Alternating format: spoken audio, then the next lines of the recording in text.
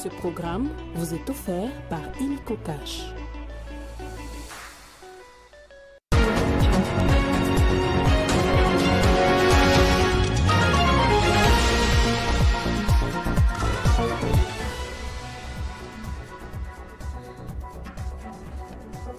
Le décès du pape argentin continue de faire réagir le monde.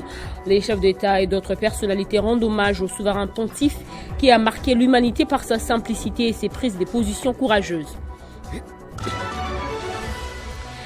Décès du pape François, le regard se tourne petit à petit vers son successeur et l'archevêque métropolitain de Kinshasa, Fridolin Ambongo, est cité parmi le papabile.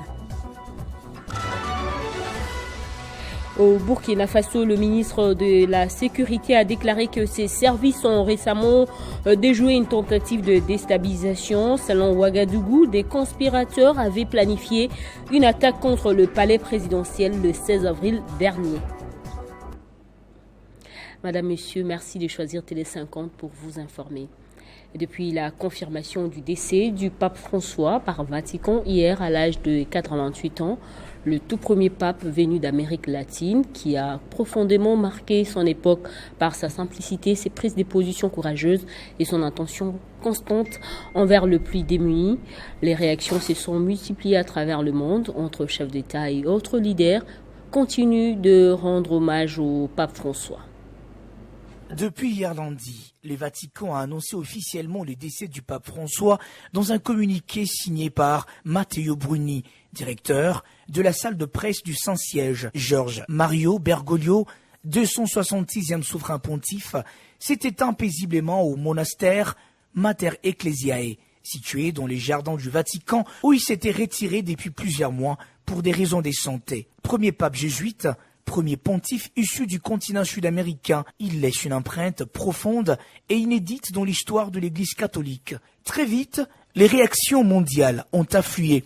À Kinshasa, le président Félix Tshisekedi, lors d'un point de presse spécial organisé à la Cité de l'Union africaine, a salué un homme de paix qui n'a cessé d'élever la voix pour l'Afrique et les plus démunis. De son côté, l'ancien président congolais Joseph Kabila Kabange, à travers les réseaux sociaux X, a exprimé sa profonde admiration pour un homme de foi, de sobriété et de vision. Toujours sur X, l'opposant Martin Fayoulou a pour sa part souligné que le monde a perdu un sage et l'Église, un berger proche du peuple. Le président français Emmanuel Macron, seulement quelques heures après l'annonce, a souligné la bienveillance et la clarté d'un pasteur hors norme. Le président américain, Donald Trump, via son réseau de chauffe social, a évoqué, contre toute attente, que le pape François était un homme fort, respecté, fidèle à ses valeurs, même si leur vision différait. Et le président russe Vladimir Poutine ne s'est pas tu à cette occasion triste. Notons les échanges fructueux qu'ils ont eus avec le pape François de son vivant, Vladimir laisse entendre que le pape était une bonne personne, rempli de bonne attitude. Londres n'est pas resté indifférent. Le premier ministre britannique Rishi Sunak, dans une déclaration officielle lue au Parlement, a qualifié François de phare mondial dans un monde divisé. Le secrétaire général des Nations Unies, Antonio Guterres, dans un communiqué publié sur le site de l'ONU et lu par lui-même, a rendu hommage à un guide moral de notre époque, une voix infatigable pour la paix et la dignité humaine. D'autres leaders mondiaux ont également salué sa mémoire. Depuis hier, dans l'après-midi, le corps du Saint-Père a été exposé dans la basilique Saint-Pierre, où des milliers de fidèles affluent pour dernier hommage. Ces funérailles auront lieu dans 5 jours, présidés par le doyen du collège des cardinaux, en présence de nombreux chefs d'État et délégations qui viendront du monde entier. À l'issue de la cérémonie, le collège des cardinaux se réunira à huis clos en conclave, dont la chapelle Sixtine. Ils seront 119 électeurs à devoir désigner les successeurs des François. Après le décès du Saint-Père hier lundi au Vatican, place désormais aux funérailles qui vont durer 9 jours. À l'issue de ce processus, les cardinaux se rassembleront en conclave pour désigner un nouveau pape. Parmi les 3 cardinaux africains potentiels pour prendre la tête de l'Église catholique, 3 figures se démarquent, dont le cardinal congolais Fridolin Ambongo fait partie des favoris, marquant une possible nouvelle ère pour l'Église plus proche des réalités du Sud.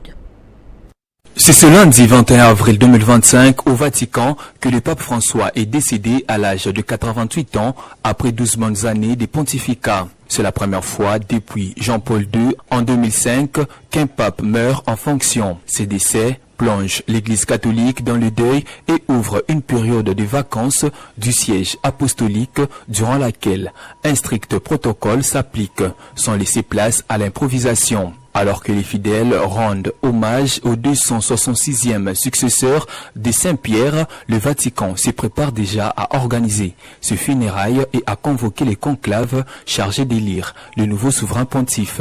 Dans les coulisses, les tractations et réflexions battent déjà leur plein autour de quelques noms des cardinaux susceptibles de recueillir le consensus du conclave. Plusieurs analystes évoquent 3 cardinaux africains parmi les grands favoris de succéder au pape François. Il s'agit notamment du cardinal Robert Sarah de la Guinée, âgé de 79 ans, Peter Turkson du Ghana, âgé de 76 ans, et Fridolin Mbongo, âgé de 65 ans. Ce dernier est archevêque de Kinshasa depuis 2018. Il est une figure montante de l'Église africaine. Ce franciscain combatif est engagé de longue date dans la défense des droits humains et la justice sociale en République démocratique du Congo. Son profil de pasteur courageux, n'hésitant pas à dénoncer la corruption et les violences dont sont victimes les populations congolaises, lui confère un grand respect sur le continent africain. Il préside par ailleurs la plateforme SCEAM qui réunit les épiscopats d'Afrique et de Madagascar, témoignant de son influence panafricaine. Mbongo pourrait incarner une église dynamique dans le sud global et sensibiliser le monde aux défis de l'Afrique au XXIe siècle. Sur le plan doctrinal, il reste attaché à la ligne morale de l'Église. Il a par exemple mené en 2024 l'opposition des évêques africains à l'idée de bénir les unions homosexuelles tout en restant en communion avec Rome. Ces mélanges de fermeté doctrinale et d'ouverture au dialogue lui vaut estime et crédibilité. Son principal obstacle pourrait être le manque de soutien au-delà de l'Afrique, mais son élection marquerait l'histoire en faisant entrer les trônes de pierre dans une nouvelle ère. Le président de l'Assemblée nationale, Vital Kamerhe, a exprimé sa profonde douleur après l'annonce du décès du pape François Ier. Il a rendu un vibrant hommage au souverain pontife et a invité les Congolais à rester unis pour la paix et la réconciliation en République démocratique du Congo. On écoute Vital Kamerhe au micro de Christian Kalonji. C'est avec beaucoup de douleur que nous avons appris cette nouvelle, non seulement en tant que chrétien catholique, mais en tant qu'homme tout court. Pour nous, c'est un homme de foi, un homme de paix, un homme d'humanité, un homme d'amour, un homme qui a toujours suscité en nous, au peuple de Dieu, beaucoup d'espoir. Et ça intervient en ce lundi pascal, la fête de la résurrection. Pour nous, nous pensons que le pape, sur le plan charnel, est mort, mais il va vivre dans la félicité du Christ et va continuer à intercéder pour nous auprès du Père. C'est un pape qui allait partout où il y avait la guerre. Il a été au Caire, en Égypte. Il a été ici chez nous en République démocratique du Congo. Ce que j'ai noté aussi, c'est que dans toutes ces prières, il ne cessait de prier pour la paix en République démocratique du Congo. Un homme de foi, un homme d'espoir, un modèle pour nous tous. Devant les obstacles, il ne recule pas. Nous devons aussi avoir cette détermination et dire à notre peuple, à l'image du pape François qui vient de nous quitter, charnellement je l'ai dit, mais qui reste avec nous.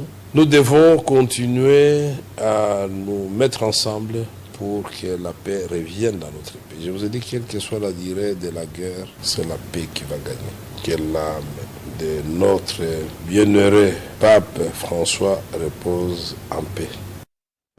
Très consternée par le décès du pape François, la gouverneure du Lualaba a de son côté lancé un message profond d'hommage. Pour Fifi Masuka Saini, le souverain pontife demeure un guide spirituel exemplaire qui a impacté positivement l'humanité par son humilité, son amour et son attachement aux plus vulnérables. Au nom de sa famille biologique et de toute la population du Lualaba, elle a adressé ses vives et sincères condoléances à la communauté catholique de sa juridiction et du monde entier.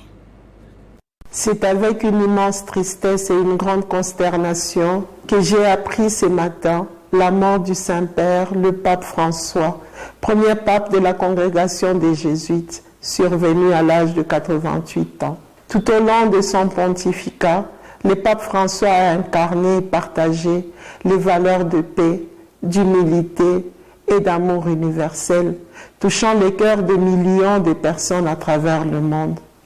Valeurs profondes qu'il a partagées avec moi et ma délégation lors de notre pèlerinage au Vatican en janvier dernier.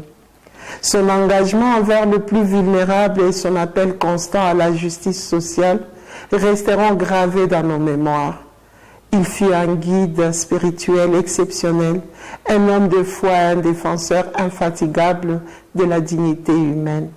Dans la foi au Christ ressuscité et dans la joie pascale, au nom de la population du Lualaba, celui de ma famille et au mien propre, je présente mes condoléances les plus attristées à toute la communauté ecclésiastique universelle et particulièrement aux chrétiens catholiques du monde entier. Que Dieu Tout-Puissant accueille le souverain pontife dans son royaume et qu'il accorde à son âme un repos paisible. Autre chose à présent, guerre dans l'est de la RDC, rencontre à Kigali entre le médiateur de l'Union africaine sur la crise Kinshasa-Kigali et le président rwandais Paul Kagame. Le président togolais Faure Gnassingbé était à Kinshasa il y a quelques jours où il a été reçu par le président Tshisekedi. Il devra poursuivre sa ronde dans d'autres pays africains afin de trouver des voies et moyens comment endiguer la crise qui secoue l'est du pays. Fermées depuis plusieurs semaines à cause des affrontements entre les FARDC et l'AFC M23, les écoles ont rouvert leurs portes hier lundi 21 avril dans le territoire du Walikale, dans la province du Nord Kivu. Néanmoins, la reprise reste très timide. Selon le constat fait sur place, peu d'élèves et d'enseignants ont répondu présents. Les salles de classe sont pour la plupart restées quasi vides et certaines écoles n'ont même pas pu rouvrir faute de personnel et des conditions adéquates. Les autorités éducatives locales appellent à la collaboration de tous les acteurs pour garantir un climat propice à la reprise effective des cours dans les prochains jours. Plusieurs agents de la police de circulation routière interpellés le samedi 19 avril dernier lors de l'opération que mènent les équipes de l'inspection générale de la police ont été présentés à la presse ce lundi. Ces agents indélicats de la police des circulations routières ont été pris en flagrant délit des tracasseries des usagers de la route. Pourtant, depuis plus d'une semaine, sur instruction de l'inspecteur général Patience Mouchidiav, des jeeps de l'IGPNC ont sillonné plusieurs axes afin de sensibiliser ces agents au respect des droits des citoyens au volant de leurs véhicules. Le parc national des lutte contre les bavures policières dans la ville-province de Kinshasa. L'inspecteur général de la police nationale congolaise, le commissaire divisionnaire principal, Patience Philémon Mouchidiav, reste déterminé à remettre les choses en ordre. Depuis la semaine dernière, ces inspecteurs sont sur terrain pour contrôler et évaluer le comportement des éléments de la police de circulation routière. Ce lundi, 6 éléments véreux de la PCR, trouvés mais dans les sacs le week-end dernier, ont été présentés à la presse par le commissaire supérieur adjoint Jean-Claude Chibouyanga, responsable de la direction d'investigation qui, au nom de l'inspecteur général de la police, a indiqué que cette mission se poursuivra avec objectif de combattre toutes les antivaleurs au sein de la PCR. Dans l'effectivité de cette opération, que nous vous présentons les 6 éléments, agents et éléments de la PCR ici présents, qui ont été trouvés en flagrant délit de tracasserie et de bavures policières à travers la ville de Kinshasa. Ça, ce n'est qu'un échantillon. Je crois que le travail continue.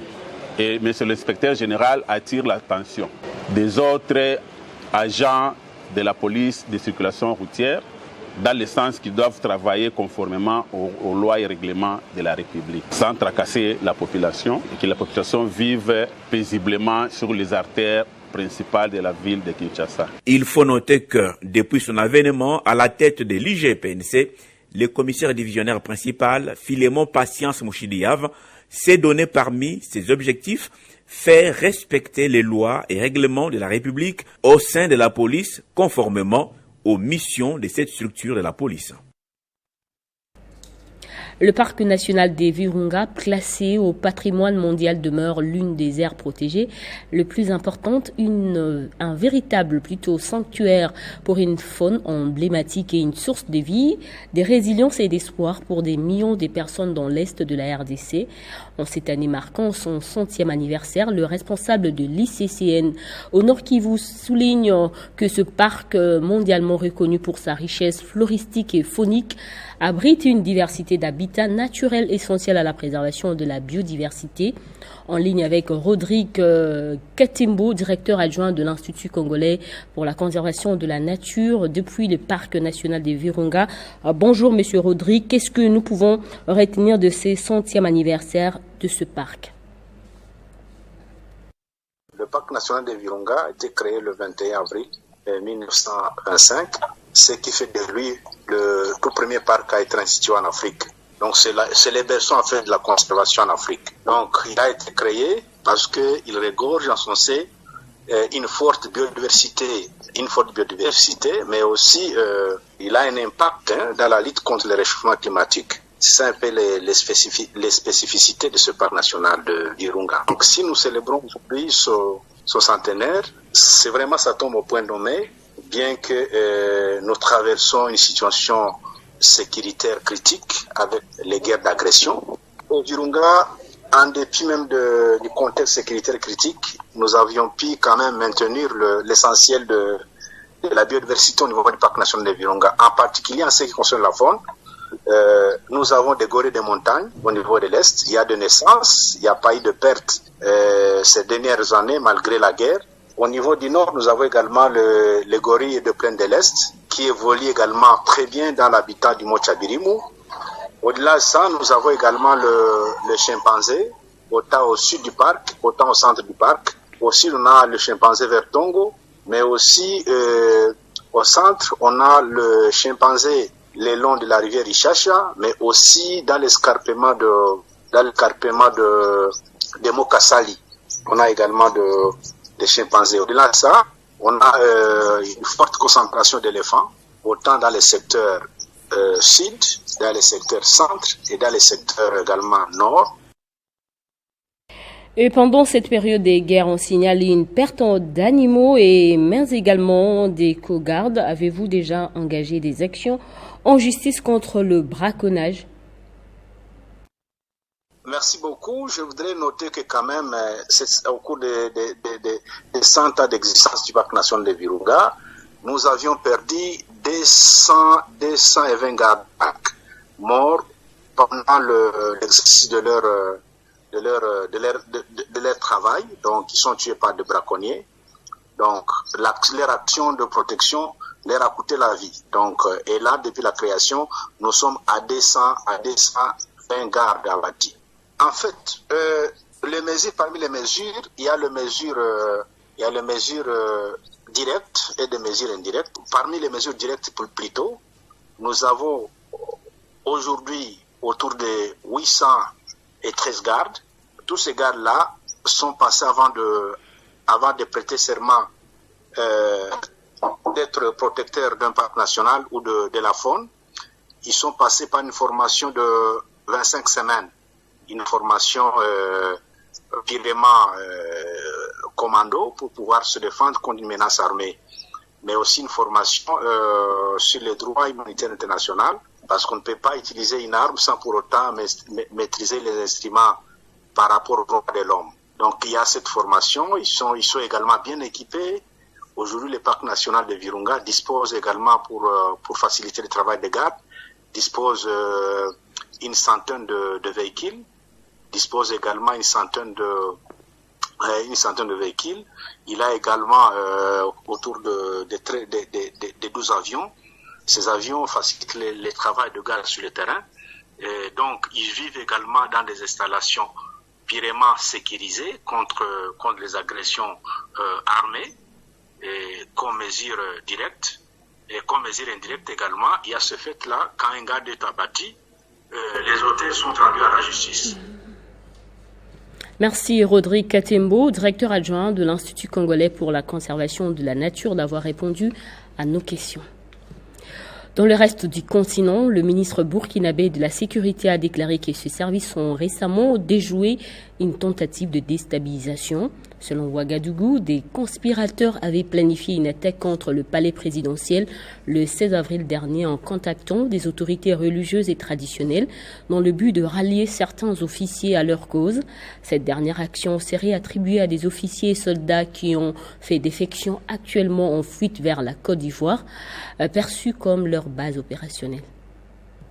Pas plus qu'il y a quelques jours, des traîtres ont été arrêtés. Et qui j'appelle traîtres?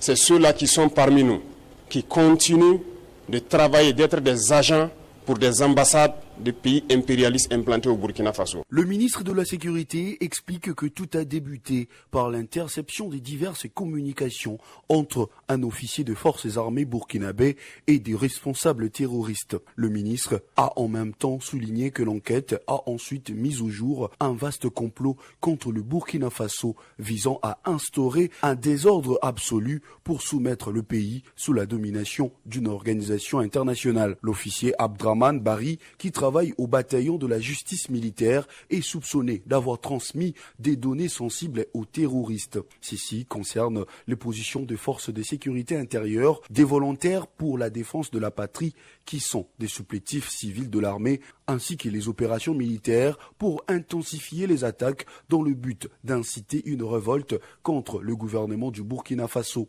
Qui continuent de travailler, d'être des agents pour des ambassades de pays impérialistes implantés au Burkina Faso. Nous les attendons de pied ferme, leurs mercenaires et leurs actions.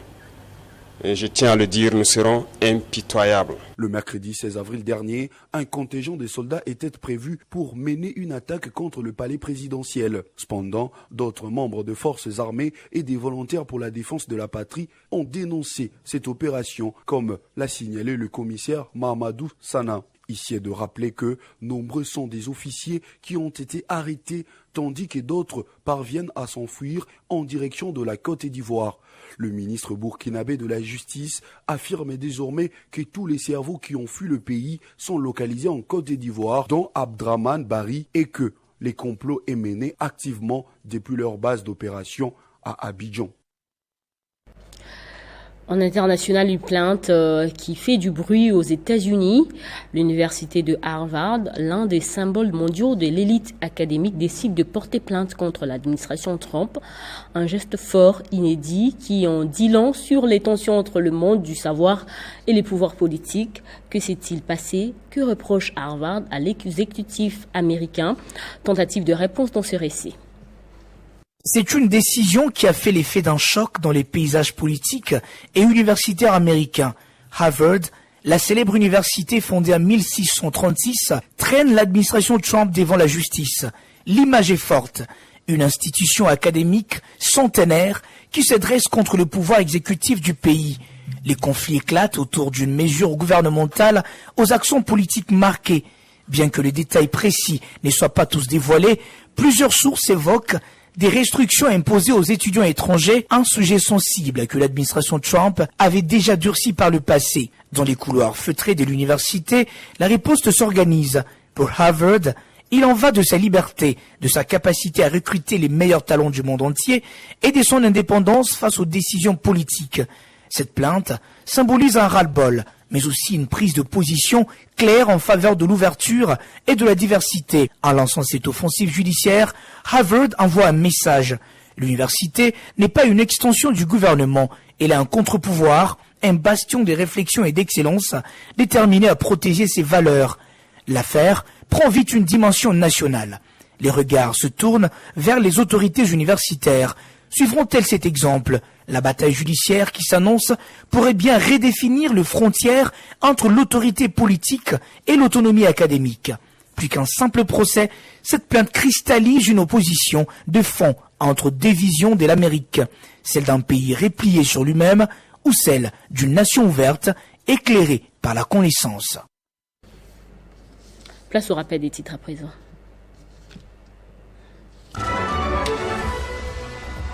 Le décès du pape argentin continue de faire réagir le monde. Les chefs d'État et d'autres personnalités rendent hommage au souverain pontife qui a marqué l'humanité par sa simplicité et ses prises de position courageuses. Décès du pape François, le regard se tourne petit à petit vers son successeur et l'archevêque métropolitain de Kinshasa, Fridolin Ambongo, est cité parmi le papabili. Un mois après, au Burkina Faso, le ministre de la Sécurité a déclaré que ses services ont déjoué une tentative de coup d'État. Selon Ouagadougou, des conspirateurs avaient planifié une attaque contre le palais présidentiel le 16 avril dernier. Dans un instant, nous allons nous retrouver pour la revue de presse.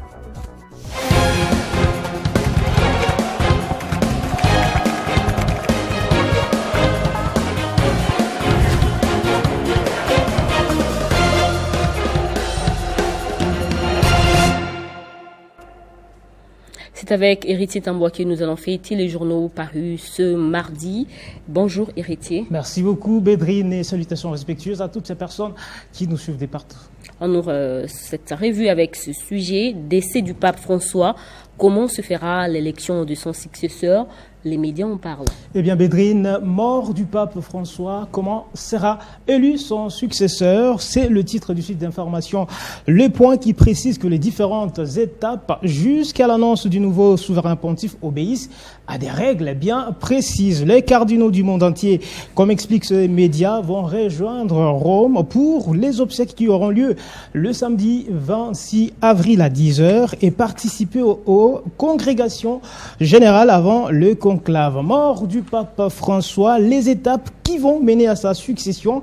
Écrit de son côté France Info, qui nous apprend qu'après ces obsèques, les cardinaux, comme je l'ai dit, du monde entier seront présents et notamment les 135 qui auront à choisir le futur pape dans les conclaves qui doit se tenir dans les 20 jours après le décès au plus tard le 11 mai. Selon France Info, d'ici là, il y a le pré-conclave, des réunions informelles dans lesquelles les cardinaux discutent et débattent pour déterminer les profils du futur chef de l'Église catholique. Pour le Figaro qui mentionne Bédrine, mort du pape François, les dossiers brûlants du successeur d'un pape réformateur.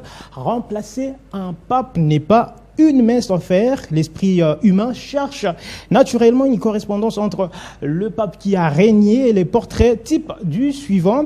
Mais les 5 dernières successions invitent à la prudence. À chaque fois, une personnalité nouvelle a émergé, souvent hors norme, comme ce fut le cas pour Jean-Paul II et François qui est décédé, indique le Figaro.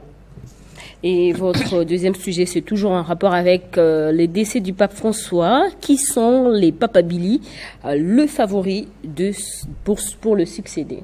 Eh bien, à ces sujets, le site d'information BFM TV renseigne qu'après la mort du Saint-Père, le conclave pour élire son successeur devrait s'ouvrir entre le 5 et 10 mai. Parmi les 135 cardinaux électeurs, donc environ 80% choisis par François lui-même, certains sont présentés comme favoris. Je l'ai d'ailleurs suivi dans votre journal, Bédrine, d'un média à un autre. Média Congo nous laisse lire après le décès du pape François, Fridolin Ambongo et un autre cardinal africain pourrait jouer un rôle décisif dans l'avenir de l'Église catholique, selon ce média. Et puis j'en termine là-dessus. Le cardinal Fridolin Ambongo fait partie du conseil rapproché autour du pape décédé, une équipe qui, selon ce média, constitue le gouvernement de l'Église catholique. Aucun prélat africain n'a eu un tel rôle institutionnel, une telle influence au sein du Vatican. Voilà, tu vas mettre fin à notre revue de presse de ce mardi, Bédrine Kenge. Merci Héritier Tamboua pour cette revue de presse. C'en est complètement terminé avec cette édition. Merci de l'avoir suivi.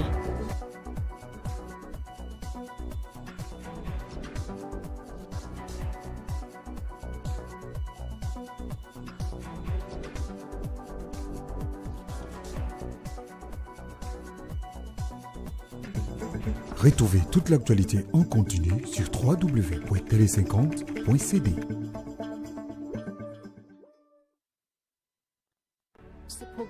été offert par Illico Cash.